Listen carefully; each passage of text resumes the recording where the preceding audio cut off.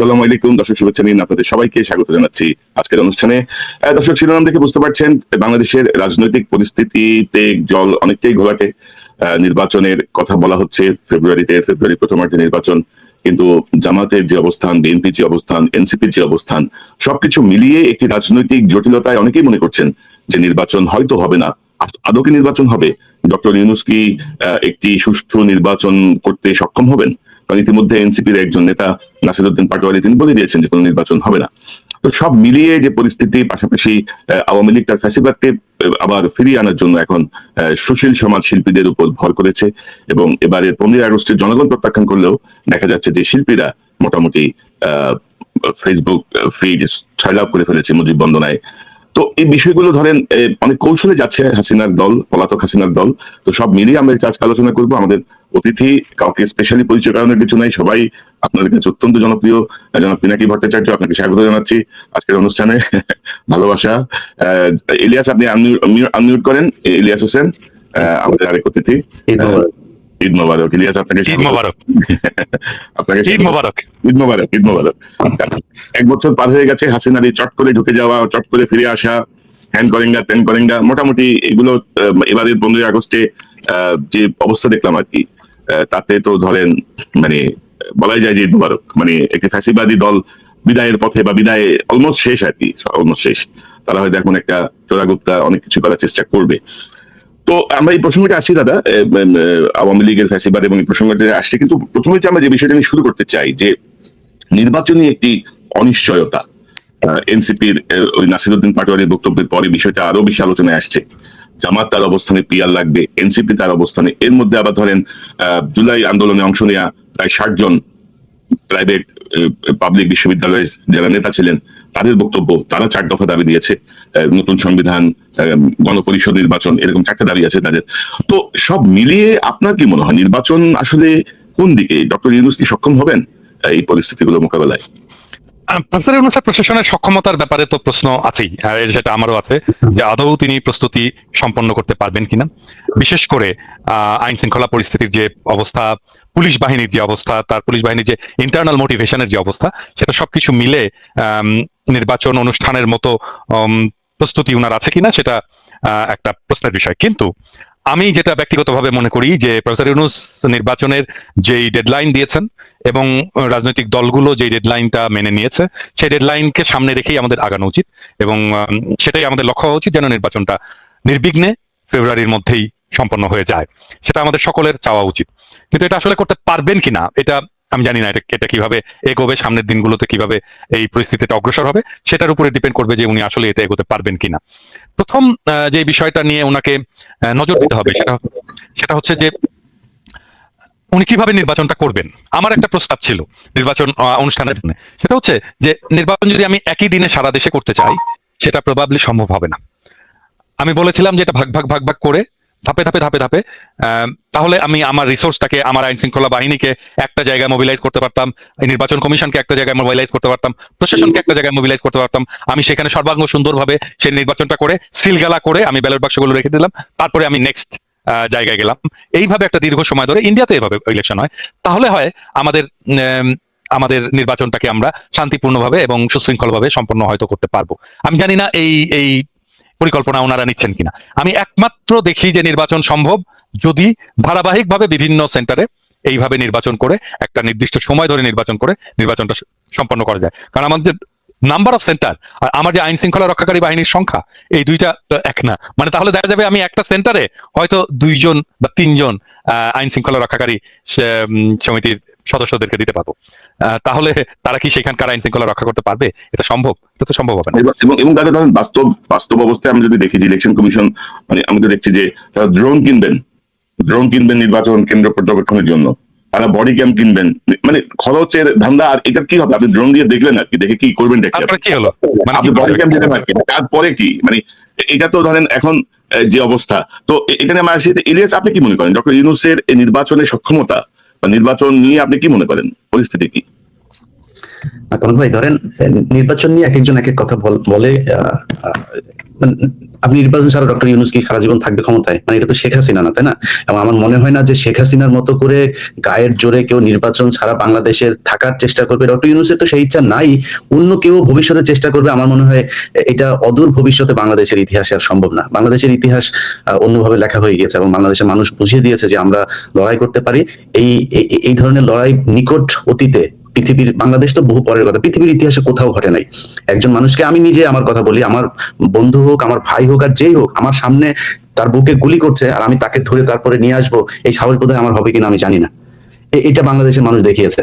এবং আজকে বাংলা এডিশনে একটা নিউজ গিয়েছে, আপনি ঢাকা মেডিকেলের কয়েকজন ডাক্তারের বক্তব্য নিয়েছে, ওই সময় কি হতো জুলাইয়ের ওই সময় যে মানুষ যখন যেত, একজন মা তার সন্তানের মাথার খুলি তার হাতে করে নিয়ে গিয়েছে যে স্যার আমার আমার আমার এই সন্তানের খুলিটা আপনি মাথায় ইয়ে করে, ও নিঃশ্বাস ছিল নাকি তখনও, বলছে এটা ই করে দেন।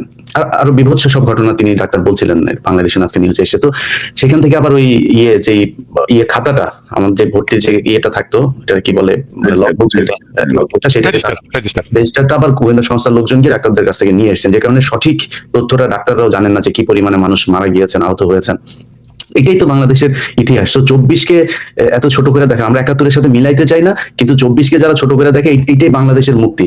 ওই সময় আমাদের হাফ স্বাধীন হয়েছিল দেশ, এখন পূর্ণ স্বাধীনতা পেয়েছে আমরা 24-এর মাধ্যমে। আমরা 71-এর সাথে মিলাতে চাই না কেন?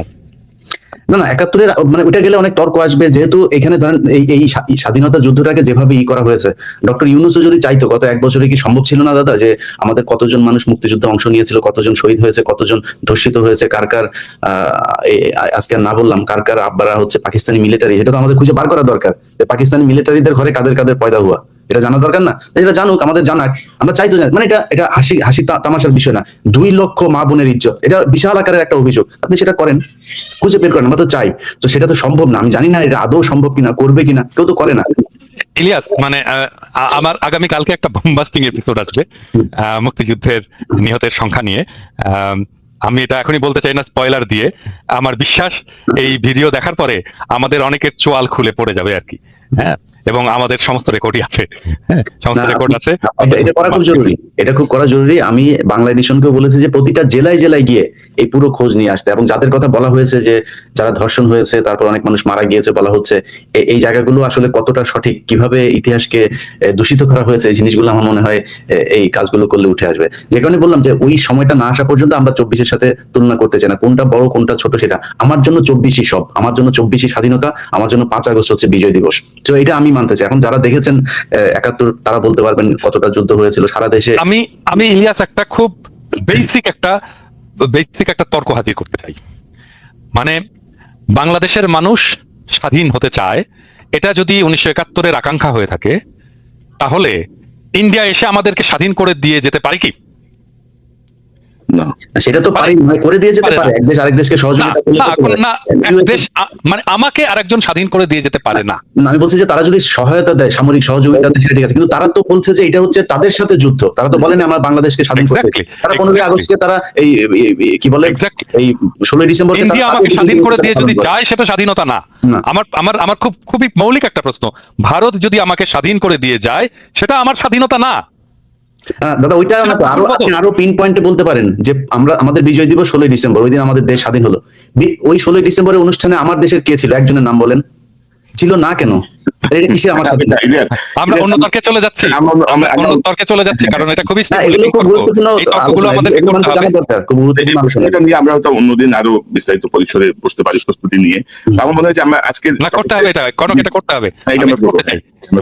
এটাকে খুব সহজে যেভাবে সামারাইজ করা যেতে পারে সেটা হচ্ছে যে, ধরেন আমি মনে করি অনেক মানুষের এটা নিয়ে, আমি নিজে আমার সত্যি কথা বলে, আমি যতদিন পর্যন্ত ধরেন ইভেন 2012 সাল পর্যন্ত এই গণজাগরণ মঞ্চের পর থেকে অনেক কিছু দেখছি, বুঝছি, কিন্তু এর আগ পর্যন্ত আমার ভেতরে একটা ছিল যে পাকিস্তানিরা এত বদমাইশ ছিল, এত পরিমাণে মানুষকে আমাদেরকে মারলো, এত মা বোনকে, মানে 30 লক্ষ আর 2 লক্ষ শুনতে শুনতে একদম ছোট থেকে বড় হয়েছে।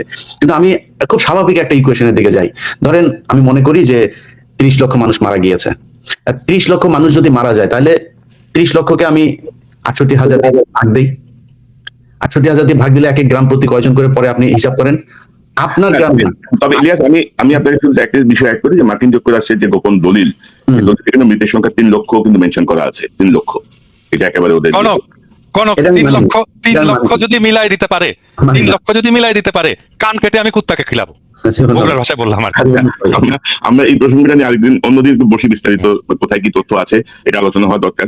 তো দাদা, আমরা যদি এই নির্বাচন প্রসঙ্গে যদি একটু আবার থাকি, যে ধরেন আমরা দেখছি যে জামাতে ইসলামী ধরেন পিআর নিয়ে কিন্তু একটা স্ট্রিক্ট অবস্থানে চলে গেছে, যে তারা কোর্টে যাবে, তারা এটা মানবে না ওইটা মানবে না।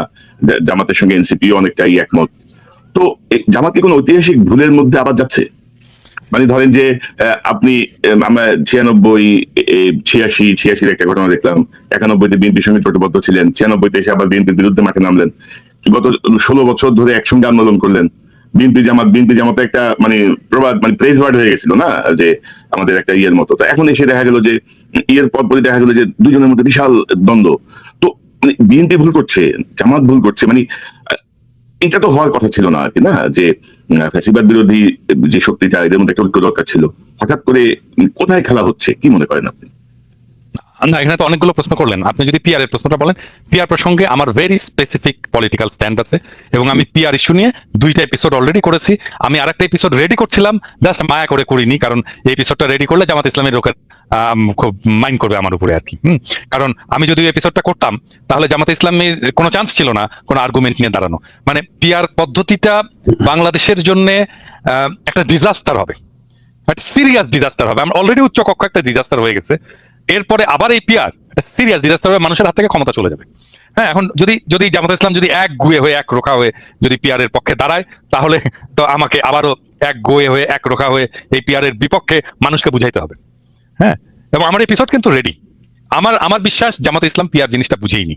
ঠিক, আমি সরি টু সে যে এই বিষয়টা বুঝেনি, এবং এই পিআর করার ক্যাপাসিটি বাংলাদেশের ইনস্টিটিউশনালি নাই। এটা এক্সট্রিমলি কমপ্লেক্স সিস্টেম। এটা আমি বাদ দিলাম, এটা কমপ্লেক্সিটির ইস্যুটা বাদ দিলাম। ধরা যাক আমি এই কমপ্লেক্সিটিটাকে ম্যানেজ করতে পারলাম কোনো না কোনো ভাবে, কিন্তু এইটা বাংলাদেশের ডেমোক্রেসিকে, বাংলাদেশের স্টেটকে এবং বাংলাদেশের জনগণকে ক্ষমতাহীন করবে। এই বিষয়টা ওনারা বুঝতে পারতেছেন না। এত বিজ্ঞ রাজনৈতিক দল, ওনারা যে কেন বুঝতে পারতেছেন না আমি এটা জানি না। আপনি দরকার হলে ওনাদেরকে ডিবেটে ডাকতে পারেন আমার সাথে, যদি মনে করেন। আমি কিন্তু শীর্ষ নেতাকে ডাকতে হবে একদম। আমি ওই রকম চুটকা ফাটকা নেতাদের সাথে আমি এটা নিয়ে আলাপ করবো না। শীর্ষ নেতাকে ডাকেন, পিআর পদ্ধতি নিয়ে ডাকেন, আমি ডিবেট করতে, প্রকাশ্যে লাইভে ডিবেট করতে রাজি আছি। কিন্তু এটা জামাত কি আবার কোন ঐতিহাসিক ভুলের দিকে যাচ্ছে, যেটা 86-96-তে হয়েছে বা 71? মানে হঠাৎ করে একটা সিদ্ধান্ত, মানে কেমন যেন একটা রাইট টাইমে এসে রাইট ডিসিশন নেওয়া বা রাইট স্রোতের পক্ষে থাকা, মানে কেমন যেন তারা ইয়ে করে। এবারও কি এরকম কিছু হচ্ছে, ঐতিহাসিক কোনো ভুলের দিকে যাচ্ছে মনে করেন? মানে রাজনৈতিক দলগুলো তো ভুল করেই, এটা তো সব দলেরই তো ভুল থাকে, রাজনৈতিক ব্যক্তি হিসেবেও আমাদের ভুল থাকে। কিন্তু এই পিআর পদ্ধতি নিয়ে যদি মূলামূলি করে শেষ পর্যন্ত জামাত কিছু অ্যাচিভ করতে চায়, আমি এটা মনে করবো যে এটা আরেকটা রাজনৈতিক ভুল হবে, বড় ধরনের রাজনৈতিক ভুল হবে, এবং এটা জামাত পরবর্তীতে স্বীকার করতে বাধ্য হবে। কারণ এর ফলে বাংলাদেশ যে জায়গায় যে দাঁড়াবে, সেটা দায় তো তখন তাহলে জামাত ইসলামকে নিতে হবে। আর আরেকটা বিষয় হচ্ছে কি, যে মানে এটা রাজনৈতিক দলগুলোকে বুঝতে হবে যে রাজনৈতিক দলগুলো কেন মনে করে যে আমরা দেশের মালিক। তা তো না। কয়েকদিন আগে তো একটা জরিপ বেরিয়েছে, তাই না? কয়েকদিন আগে জরিপ বেরিয়েছে, সেখানে দেখা যাচ্ছে 12% মানুষ বিএনপিকে ভোট দেবে, 10.5% মানুষ জামাত ইসলামীকে ভোট দেবে, 3%-এর মতো মানুষ এনসিপিকে ভোট দেবে, 7%-এর মতো মানুষ, 7.3% মতো মানুষ আওয়ামী লীগকে ভোট দেবে। আপনি সব ভোট যদি এক করেন, তাহলে দেখবেন যে 63% মানুষ এগুলো কোনো রাজনৈতিক দলের উপরে কোনো আস্থা নাই, তাদেরকে ভোট দিতে চায় না, ঠিক করেনি যে তাদেরকে ভোট। তাহলে রাজনৈতিক দলগুলো এত হ্যাডম কেন দেখায়? তাহলে কোথায় রিপ্রেজেন্টেশন এই 63% মানুষের? তাদের কথা তো শুনতে হবে। বুঝলাম যে মানে জামাত ইসলামীর একটা বিশাল একটা বুকের মধ্যে একটা লাল টুকটুকে আপেল আছে, আমাদেরকে আপেলটা দেখাক। আমরা কথা বলি, আমরা তো জামাত ইসলামীর শত্রু না, আমরা বিএনপিরও শত্রু না। তাদের ভিতরে লাল টুকটুকে আপেলটা আমাদেরকে দেখাক, আমরা একটু নেড়ে চেড়ে দেখি, একটু কামড় দিয়ে দেখি কেমন স্বাদ, মিষ্টি কিনা, কচকচে কিনা। তো আমি যেটা বলবো সেটাই করতে হবে। কেন? ওয়াই? জনগণের সাথে তো এনগেজ হতে হবে, আমাদেরকে বোঝাতে হবে তো। মানে আমরা তো বানের পানিতে ভেসে আসিনি, 63% মানুষ তো বানের পানিতে ভেসে আসেনি। তাদের সাথে এনগেজ হতে হবে, তাদের সাথে কথা বলতে হবে। এমনকি তাদের পক্ষ হয়ে যারা কথা বলে বলে মনে করে মানুষ, তাদের সাথে কথা বলুক। আপনি, আমি, কনক, আমাদের 3 জনের সাথে কথা বললেও তো একটা সেকশন অফ পিপলকে তারা কভার করতে পারে না? এখন তারা বলতে পারে আপনারা কি রাজনৈতিক দল, মানে আপনারা যে রিপ্রেজেন্ট করেন তার গ্যারান্টি কি? মানে আমরা যদি জনগণের কণ্ঠস্বর নাই হইতাম, আমাদের পাছায় লাঠি দিয়ে পাবলিক চলে যেত, পরের দিন চলে যেত। ওটা এমনিতেই দেখা যায়, আমাদের ভিডিওর ভিউয়ে দেখা যায়, আমাদের সাবস্ক্রিপশনে দেখা যায়, আমার ফেসবুকের লেখায় দেখা যায়। পাবলিক এমনি দেখাই দিত যে আমরা এদেরকে চাই না, এদেরকে পছন্দ করি না। আমরা এদের সাথে নাই। কারোর মনে না হলে এটা সরাসরি বলুক, তারপরে দেখা যাবে না। হ্যাঁ, সেটাই। না, এখানে ধরেন এই জরিপটা কিন্তু আরেকটা ইন্ডিকেট করছে যে একটা সময় ছিল না যে এবার ধানের শীষের জোয়ার, এবার দাঁড়িপাল্লার জোয়ার, এবার নৌকার জোয়ার, অর্থাৎ মার্কা থেকে মানুষের মন সরে গেছে কিন্তু। একদম পুরোপুরি, এটা কিন্তু পুরোপুরি। তো মানে আমার মনে হয় যে রাজনৈতিক দলগুলোরও চিন্তা করার বিষয় আছে, কিন্তু এই মুহূর্তে ধরেন বিএনপি, জামাত, এনসিপি এই যে এতদিন ঐক্যবদ্ধ থেকে হঠাৎ করে তারা কেন এত বিভাজিত হয়ে পড়লো, এটাও কিন্তু একটা মানে প্রশ্ন জনগণের কাছে। ইলিয়াস, আপনি কি মনে করেন এই যে জামাত কি কোনো ঐতিহাসিক ভুল করতেছে আবারও, বা এই যে বিভাজনটা? দাদা তো ওই অ্যাঙ্গেলে কথা বললোই, আমি ওইটাতে আর না যাই, আমি একটু ঐক্যের কথা বলি ভাই। এটা হচ্ছে যে প্রথমেই 15ই আগস্টে বিএনপির এবার যে ভূমিকা ছিল, এটার জন্য বিএনপি কে অনেক ধন্যবাদ। এই একই ধরনের ভূমিকাটা জামাত ইসলামও নিতে পারতো, আমার বিশ্বাস যে তারা মাঠে ছিল, কিন্তু সরাসরি কেন আসেনি সেটা আমরা জানি না। একটা কথা পরিষ্কার করে বলি, এই 5ই আগস্টের ঠিক আগের দিন রাতেও আপনারা জেলখানায় আপনাদের নিজেদের খাবার ভাগাভাগি করে খেয়েছেন, কোনো দল এখানে ছিল না। আমরা ওই রাতে সারা রাত, আমার মনে আছে তার আগের 2-3 রাত, যে রাতে আমি হারুনের ভিডিওটা ছাড়লাম, ওই রাত থেকে আমি আর ঘুমাইতে পারি না। আমি জানতাম যে এই হারুন এবার যদি এটার কোনো পরিবর্তন না হইতো, হারুন আমার পুরো বংশ নির্বংশ করে ফেলতো। আমি ঘুমাইতে পারিনি। তো আমরা সবাই তখন মানে একদম চাতক পাখির মতো দেশের দিকে তাকিয়ে থাকতাম যে বিএনপি জামাত কারা কি করবে। আপনাদের ভেতরে তো আমরা কোনো বিভাজন দেখি নাই। হঠাৎ করে এখন আমি যেটা লক্ষ্য করছি যে সবার ভেতরে না, কিছু কিছু নেতাদের মাঝখানে খুব অতি উৎসাহী কথাবার্তা বলে তারা নিজেদের ভেতরে একটা বিভাজন তৈরি করছে। দেখেন ভাই, বাংলাদেশে গত 15 বছরে আওয়ামী লীগ একটা জিনিস করতে পারে নাই, সেটা হচ্ছে একটা বলার মতো, তুলনা করার মতো একটা বিরোধী দল তারা তৈরি করতে পারে। অনেক চেষ্টা করেছে, সব শেষ নির্বাচনে তারা ড্যামি ভোট টোট দিয়ে তারপরে চেষ্টা করেছে, পারে নাই। বিএনপি এবার যেটা পেয়েছিল, অটো শক্তিশালী একটা বিরোধী দল পেয়েছিল। জামাত, এনসিপি তারা যদি বিরোধী দলে আসতো, সারা পৃথিবীর কাছে আমার মনে হয় বিএনপির জন্য এটা সবচেয়ে সুবিধাজনক একটা জায়গা থাকতো। ধরেন বিএনপিকে এতদিন ধরে জঙ্গিদের নেতা বলা হয়েছে, এই প্রথম আলো, ডেইলি স্টার এরাই বানিয়েছে। এখন জামাত ইসলাম তো হুজুরদেরই দল।